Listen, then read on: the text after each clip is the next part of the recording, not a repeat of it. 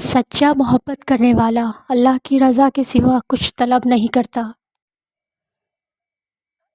اللہ کی محبت میں گرفتار دل کو نہ مال کی فکر ہوتی ہے اور نہ شہرت کی۔ اللہ سے قربت کا راستہ صبر اور شکر سے گزرتا ہے۔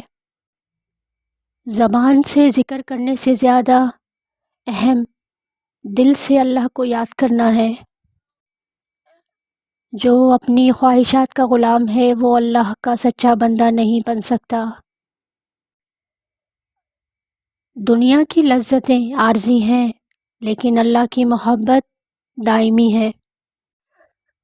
جو دل اللہ کے نور سے روشن ہو جائے وہ کبھی اندھیروں کا شکار نہیں ہوتا۔